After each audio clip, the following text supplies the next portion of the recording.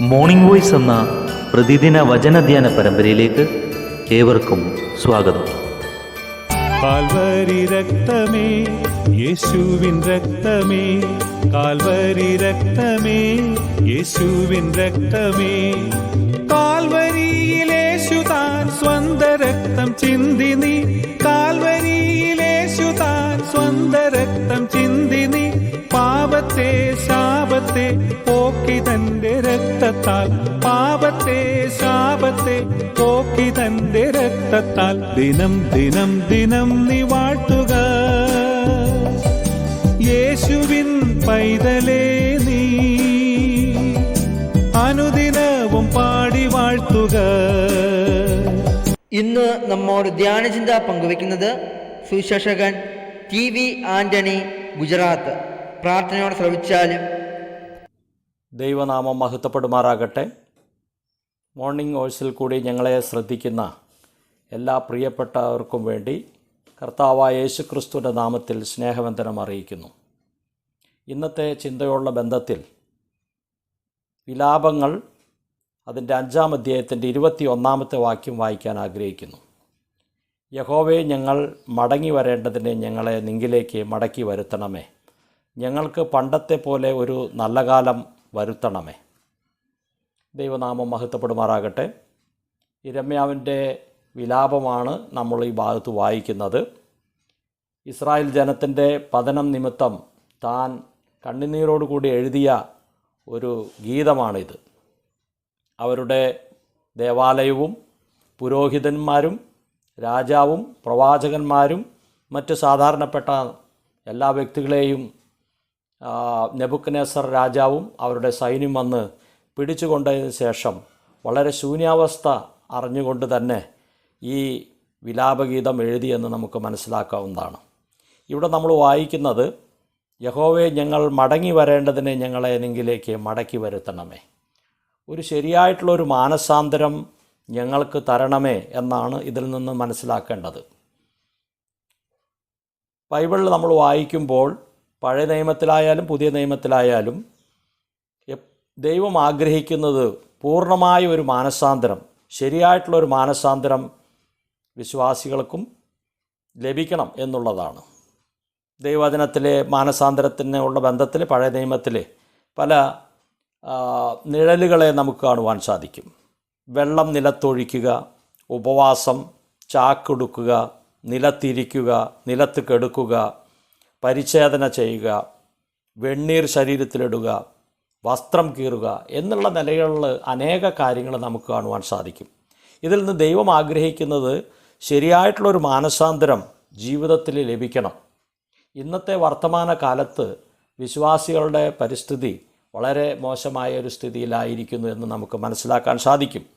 ശരിയായിട്ടുള്ളൊരു മാനസാന്തരം ദൈവം ആഗ്രഹിക്കുന്നു. പലതിലും ഇനിയും മാനസാന്തരപ്പെട്ട് തിരിച്ചു വരേണ്ടതുണ്ട്. 2 തരത്തിലുള്ള മാനസാന്തരം നമ്മൾ ദൈവവചനത്തിൽ കാണുന്നു. ഒന്ന്, രക്ഷയിലേക്ക് വരുന്നതിന് മുൻപായിട്ട് ചില ദിവസങ്ങൾ, ചില മാസങ്ങളോ ആഴ്ചകളോ നമ്മുടെ ജീവിതത്തിൽ വലിയൊരു മാനസാന്തരത്തിന് ഇടവരുത്തി കർത്താവായ യേശുക്രിസ്തുവിനെ രക്ഷിതാവായി സ്വീകരിച്ച് ദൈവമക്കളായിത്തീരുന്നു. അതിനുശേഷവും ദൈവവചനം നമ്മൾ പരിശോധിക്കുമ്പോൾ എന്നും മാനസാന്തരപ്പെടണം, പാപങ്ങളെ ഏറ്റുപറഞ്ഞ് ഒരു സമർപ്പണ സമ്പൂർണതയിലേക്ക് മനുഷ്യൻ ജീവിക്കണം എന്നുള്ളത് ദൈവം ആഗ്രഹിക്കുന്നു. യോവേലിൻ്റെ പുസ്തകത്തിൽ നമ്മൾ കാണുന്നത് പോലെ അവിടെ നമ്മൾ ഇങ്ങനെയാണ് മനസ്സിലാക്കുന്നത്. അതിൻ്റെ 1-ാം അധ്യായത്തിൻ്റെ 4-ാം വാക്യത്തിൽ അവിടെ 4 തരത്തിലുള്ള ജീവികൾ അവരുടെ ദേശത്തെ ആക്രമിച്ചു. തുള്ളൻ ശേഷിപ്പിച്ചത് വെട്ടുക്കിളി തിന്നു, വെട്ടുക്കിളി ശേഷിപ്പിച്ചത് വിട്ടിൽ തിന്നു, വിട്ടിൽ ശേഷിപ്പിച്ചത് എന്നൊക്കെ നമ്മൾ വായിക്കുന്നു. അപ്പോൾ അവിടെ നമ്മൾ മനസ്സിലാക്കേണ്ടത്, ഇസ്രായേൽ ജനത്തെ 4 തരത്തിലുള്ള രാഷ്ട്രങ്ങൾ വന്ന് ആക്രമിച്ചു, അവരെ നശിപ്പിച്ചു, അല്ലെങ്കിൽ അവർക്ക് വലിയ ക്ഷാമമുണ്ടായി. അത് മാത്രമല്ല, 1-ാം അധ്യായത്തിൻ്റെ 12-ാം വാക്യത്തിലെ മുന്തിരിവള്ളി വാടി, അത്തിവൃക്ഷം ഉണങ്ങി എന്നൊക്കെ നമ്മൾ വായിക്കുന്നു. അതെന്തിനെ കാണിക്കുന്നു? അവരുടെ ജീവിതത്തിലെ ഉണക്കവും ക്ഷാമവും ഒക്കെ സംഭവിച്ചു. എന്നാൽ ദൈവം ആഗ്രഹിക്കുന്നത് ഒരു ശരിയായിട്ടുള്ള മാനസാന്തരം അവരുടെ ജീവിതത്തിൽ ആഗ്രഹിക്കുന്നു. വെളിപ്പാട് പുസ്തകത്തിലും നമ്മളത് കാണുന്നുണ്ട്. 2-ാം അധ്യായത്തിൽ 5-ാം വാക്യത്തിൽ, നീ ഏതിൽ നിന്ന് വീണിരിക്കുന്നു എന്ന് ഓർത്ത് മാനസാന്തരപ്പെട്ട് ആദ്യത്തെ പ്രവൃത്തി ചെയ്യുക.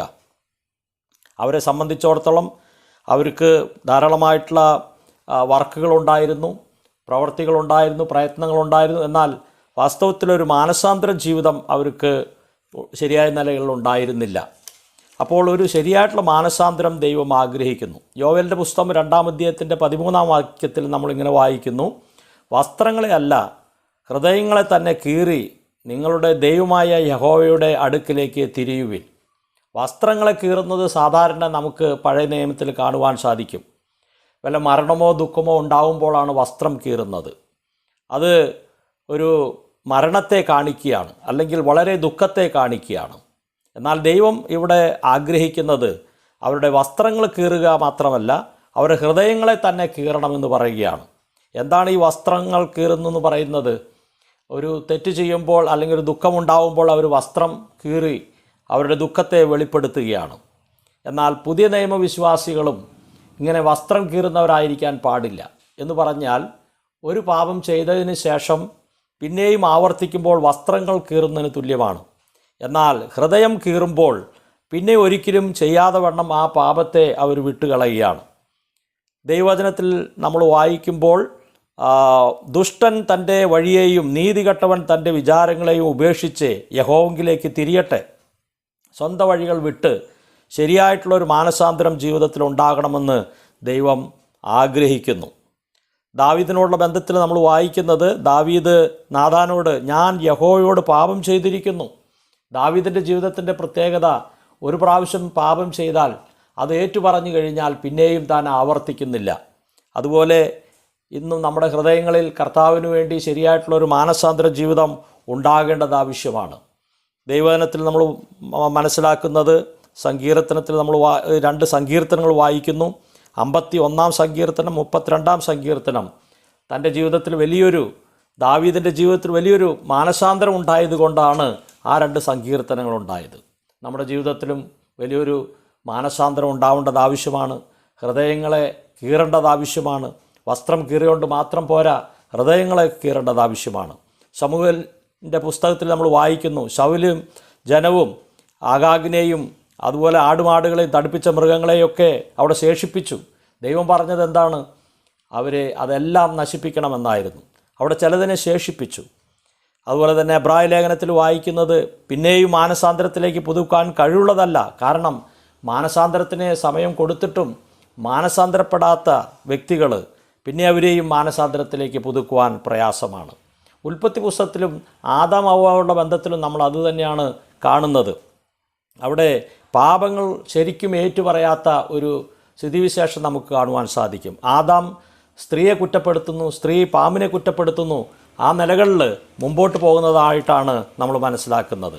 എന്നാൽ ശരിയൊരു മാനസാന്തരം നമ്മുടെ ജീവിതത്തിൽ ദൈവം ആഗ്രഹിക്കുന്നു. അത് നമ്മുടെ ജീവിതത്തിന് വളരെയധികം അനുഗ്രഹത്തിന് കാരണമായി തീരും. യെശയ്യാവിൻ്റെ പുസ്തകത്തിൽ വായിക്കുന്നത് 6-ാം അധ്യായത്തിലെ അവിടെ യെശയ്യാവ്, അപ്പോൾ എനിക്ക് അയ്യോ കഷ്ടം, ഞാൻ നശിച്ചു, ഞാൻ ശുദ്ധിയില്ലാത്ത അധരങ്ങളുള്ളൊരു മനുഷ്യൻ.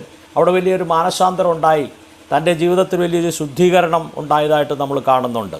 അതുപോലെ ലൂക്കോസിൻ്റെ സുവിശേഷം 10-ാം അധ്യായത്തിലെ സക്കായിയെക്കുറിച്ച് നമ്മൾ വായിക്കുമ്പോൾ തൻ്റെ ജീവിതത്തിൽ ശരിയായിട്ടുള്ളൊരു മാനസാന്തരം അവിടെ ഉണ്ടാകുന്നത് കാണുന്നു. ക്രൂശിൽ കിടക്കുന്ന കള്ളനെ ശരിയായിട്ടുള്ളൊരു മാനസാന്തരം ഉണ്ടായതായിട്ടാണ് നാം മനസ്സിലാക്കേണ്ടത്. അതുകൊണ്ട് നമ്മുടെ ജീവിതത്തിൽ ശരിയായിട്ടുള്ളൊരു മാനസാന്തരം ഉണ്ടാവണം ദൈവം ആഗ്രഹിക്കുന്നു. മത്തായിയുടെ സുവിശേഷം 3-ാം അധ്യായത്തിൻ്റെ 8-ാം വാക്യത്തിൽ നമ്മളിങ്ങനെയാണ് വായിക്കുന്നത്, മാനസാന്തരത്തിന് യോഗ്യമായ ഫലം കായ്പിൻ. നമ്മുടെ ജീവിതത്തിലെ മാനസാന്തരത്തിനുള്ള യോഗ്യമായിട്ടുള്ള ഫലം കായ്ച്ചുകൊണ്ട് മുമ്പോട്ട് ജീവിപ്പാൻ കർത്താവ് നമ്മളെ സഹായിക്കട്ടെ.